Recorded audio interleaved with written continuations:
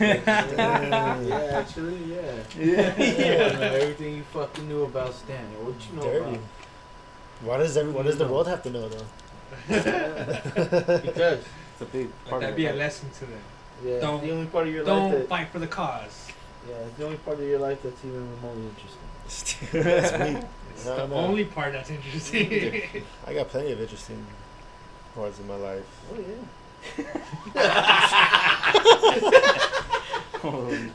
Yeah. Are we getting that? Nigga? I'm- It's on. We'll put that in there. The very first day. Yeah, it's your first day at Standing Rock.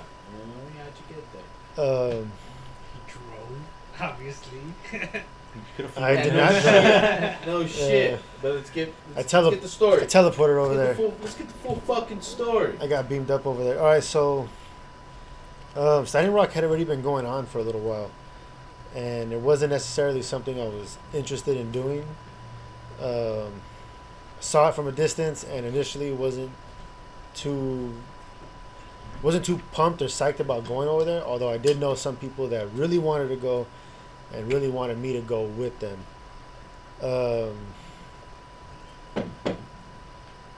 Prior to that, you know, I wasn't actively like, I wasn't like an activist. I wasn't getting into too many things on the street when it came like to large scale political movements or whatever. I didn't do too much of that, and I don't really have too much of interest in doing that either. Like activism is not necessarily what I was trying to get into.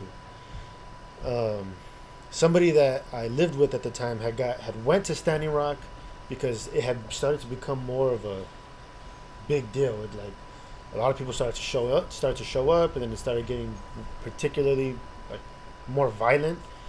And once it started getting a little more violent, that's when my eyebrows kind of got a little more raised. Like, oh, like they might actually need some defending going on there, like physical. So still, I had no intention of like really showing up for that. It wasn't until somebody that I was living with went up there, got arrested, and then I was like, damn, their car is up there. Are they gonna be, you know, bailed out? Or what type of support does this person need? I don't know if they were being supported by anybody up there, and I knew somebody close to me was about to head up there, and they're pretty much hitting me up like, yo, it's time to go, let's go. And like, it kind of happened right at the same time that I was like, damn, it'd be cool if somebody was up there to support the person that got arrested. So I was like, fuck it, let's go see what this is all about. Let's jump on the road. We get into the first car. I think it was a Suburban. I don't know. I don't remember the first. Yeah.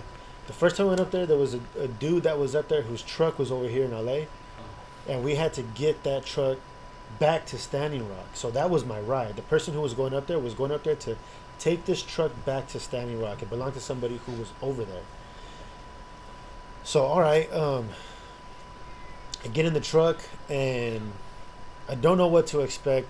We all have packed things that were like worst case scenario type items in case something were to crack up there. So we're going up there with a lot of supplies. We're going up there with a few things, and kind of like no idea really what to expect. But I was going up there ready to go. I was going up there equipped with some stuff. So it's a long drive.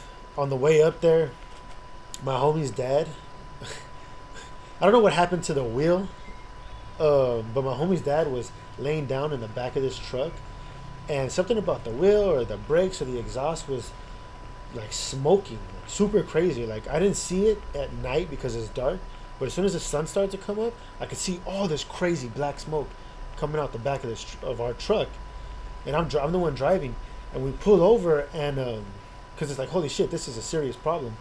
And I go to open the back because my homie's dad was back there. We didn't all fit, and we opened the back. He's all like really distraught, and I'm looking at it. Mind you, he was coming off kind of a sick one the night before, so this is like the first time in over a day we're able to like talk to him. Like, like reciprocating conversation because the night before it was like you couldn't even talk to him. And so we open the door and it's like we're gonna get our first vibe off of this fool in over 12 hours, and we're like, damn, something's wrong with the car. There's all this smoke coming out. And he's like, yeah, I know, I've been fucking breathing this shit in for like 50 miles. And I'm like, oh fuck, you didn't bang on the car or nothing? You weren't gonna let us know that something was wrong back there? Like, he's just like trying to sleep with all this fucking smoke fucking coming into the car. And so, you know, we have to like fundraise. We're like stuck in another state because the car had a serious problem that we needed to get fixed. We had to fundraise to get this shit back on the road. We're like on Facebook trying to get people to like shoot us money. Standing Rock is kind of a big deal at the moment, so people see us like on our way, and they're pretty quick to like shoot funds to like get us to our destination. And finally, we are trying to figure out like how to get into Standing Rock. We go this back route up through Bismarck, which is a trip because like as we're driving through this city, there's like car dealerships that have signs that say like the big marquee sign that say civilized lives matter. And it was like, oh, all right, we're definitely deep behind enemy lines over here. This is something to behold. So Toto, you're in Kansas. Yeah, we are in Kansas.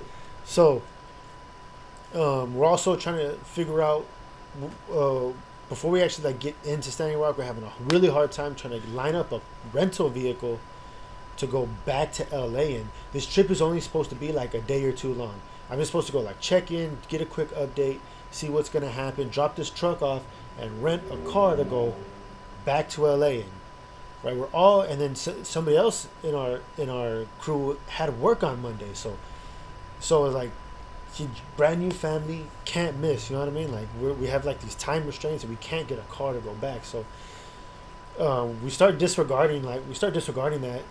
And we're just like, we're gonna figure it out. Let's just get in because we keep getting like reports from people and telling us like, yo, shit is cracking right now. Like of all the days to show up, today was the day. Shit is cracking. So when we show up, when we pull in, it is cracking. Like some of the roads are blocked off and cars are just flying back and forth, and we're like supposed to meet somebody at a gas station, but really you can't find anybody right now because shit is so off the chain at the moment that we get there that everybody is everywhere and nobody really knows who is where. People were just like all over the place. 5 minutes ago they were up at the front at the new camp that's getting raided. 5 minutes from now they're at the medic tent. 5 minutes from now they're at this place, and like everybody's just moving, so it's like hard for us to catch a beat. And we finally it's just like, you know what, let's just get out there. And when we get out there, it is fucking crazy. Like it's just things are on fire, you know, things are being people are hurt. We're noticing like all kinds of people have been like gassed and maced, and we're hearing of people getting arrested way up at the front, and we don't really know exactly quite where to go. But as we're driving toward the madness, we see the dude who owns the truck that we're in, and we're like, what a fucking coincidence! Like nobody's findable right now, and this fool just like runs right in front of us, like, oh shit, there's the guy. Hey, here's your car. Yeah, we brought your car. And he's like, what? And so he jumps in the car, and he kind of has a little bit better of an assessment of like kind of what's going on. He's like, yo, shit's happening up here, but there's this other issue of this bridge on the side, and he's like, low key, like they need support over there because they're holding off the cops from coming around this initial camp and arresting and like blocking that off and like really corralling everybody. We have to hold off this little bridge so that people can use this highway to go to and from the point where the cops are raiding right now. So it's like, oh shit, okay, let's figure that out. So we kind of take this detour, we go toward this bridge, and like, yeah, people are starting to gather right there. As people are starting to gather, they're preparing to allegedly like blow this bridge so that the cops can't get across. And the bridge is over this little piece of the river, like a little estuary of the bigger river, the Cannonball River, and cops were trying to pass over that river, like through the water, on horseback, but there were some warriors on horses that were charging down the hill on their horses, natives, and like repelling the cops' horses and pushing the cops' horses back on the other side of the river. And so they keep charging. They just coming down. It's fucking.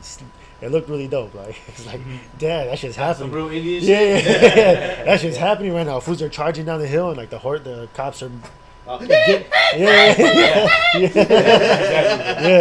You know, and then the way that they would get the natives' horses back up the hill, if I can remember correctly, is the cop helicopter will come down real low, and that would like repel the natives' horses to go back up the hill. So it's like this tug of war is happening to try to keep the cops on one side, right?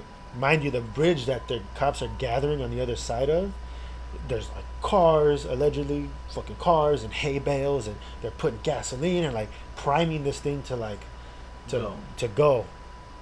And while this is happening, there's still like this mission to like find who we're there to see.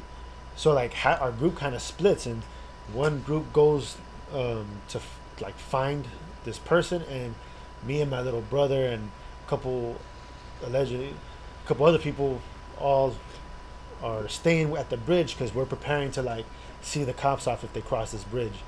And then we start to hear, we're there for a little while, and we start to hear that we're starting to lose the spot where the cops are ready, like they're almost done and they're about to start marching. So it's like, oh shit, we're gonna smack the bridge, and we're gonna retreat from here and just let the bridge do its thing, and then the cops won't be able to come through here, right? They won't be able to follow through. So as we're coming back away from that,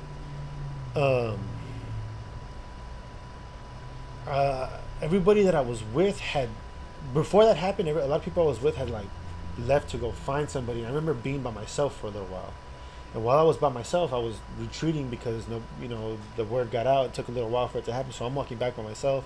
And as I'm walking back, I look over to the left, and from the horizon, this white truck just like flies over the horizon, and people were like in the street like this, and he veers off the road and goes onto this dirt part of the road, and people are like trying to like get in front to stop him. Like, hello, courageous people. We're like, fucking, we're gonna try to stop this car with our bodies. And I'm just like, oh fuck, this fool is not gonna stop.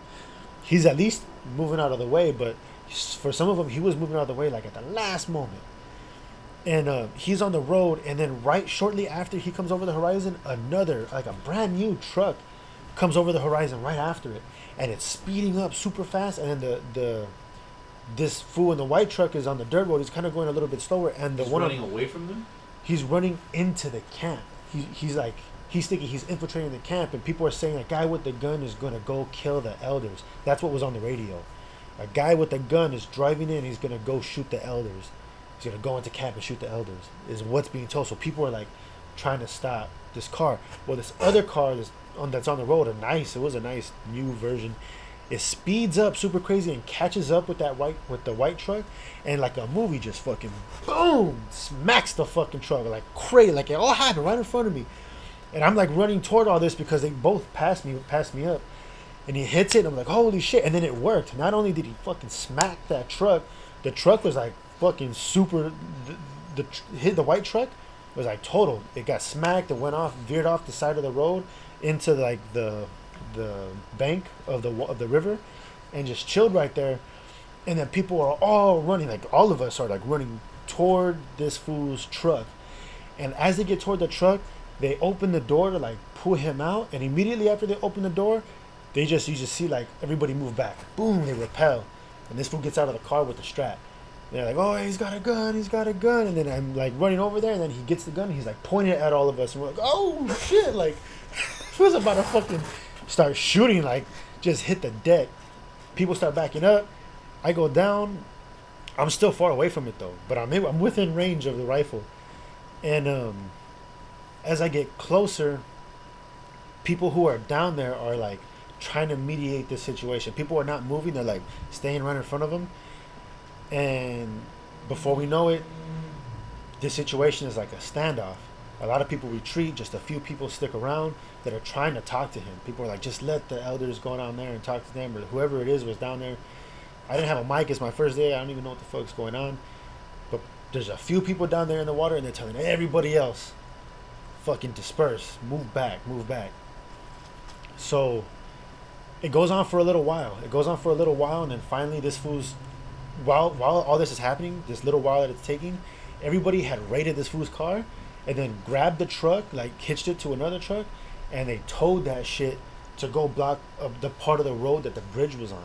And allegedly they blew that fucking truck up like within 10 minutes. That shit was just like, that fool, when they were negotiating with him, they're telling him behind him, they're all moving. His chest getting moved. Yeah, He didn't realize it, or they hadn't begun negotiating yet. It had been like 45 minutes to an hour. It had been like 45 minutes to an hour before they started negotiating with him about like what's gonna happen. So that 45 minutes to an hour, he was just standing there with a gun. yeah, talking about he's not gonna put his gun away and he's not gonna give it up. And it had been a minute. Their truck was. Was he a white guy? I think he was like half white, half native. But he was a security guard for the Dakota Access Pipeline for sure.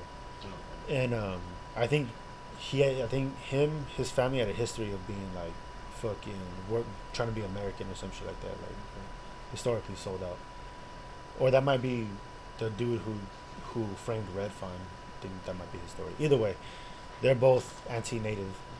Anti or anti? Antifa. Wow. So so this fool, 45 minutes goes into it. The truck is gone. He doesn't know the truck is fucking gone because it's out of his line of sight. But once they have him there, they're negotiating like what's gonna happen. He's like, I want my truck back. And I'm not gonna let you escort me out of here without my straps. Yada yada yada. And finally, they were like, look, you're not gonna get your truck back. It's too late. That shit is gone. Like, your truck's gone. We'll bring a car and we'll escort you out of here. And we'll let you keep your guns. You know what I mean? But like, we'll agree on that. As long as you agree to leave, we'll escort you out and you just keep your guns and just don't hurt nobody. But of course, that wasn't what was gonna happen. Like, we had got told the plan. Like, I had stuck around at the beach, so like, this other dude with a mic came and we were like two big guys, and they told us what the plan was, and we're like, all right, cool. So that's what they want to do. They want to fucking bring this guy. They want to bring this guy and let him out with his guns. We're like, when he gets near the door, we're gonna fucking go. One of us is gonna go for the strap, and the other one's gonna go for the food for his body. And we're gonna like high-low this motherfucker, and then we rock paper scissors for the gun. And I got the gun. Yeah. So I was like, fuck. When this fool gets here to the door, I gotta fucking lunge. I gotta lunge for the gun, and this fool's gonna lunge for the fool, and that's how we're gonna have to. That's how we're gonna have to do it, you know. And so we're waiting right there as they begin to walk this fool out of the lake or out of the estuary. BIA police show up. They show up in force. They come all crazy. They tow everybody out of the lake and they deal with that fool. So I didn't have to fucking jump on the strap. And the day hadn't even begun yet. That's like the first 2 hours of the day. Like the rest of the day, going all the way up until like 4 a.m, was just fucking da. All kinds of shit was happening. But that was the initial fucking. Welcome to Standing Rock. Yeah, welcome to Standing Rock. That's what we're gonna title it. Welcome to Standing Rock. Yeah.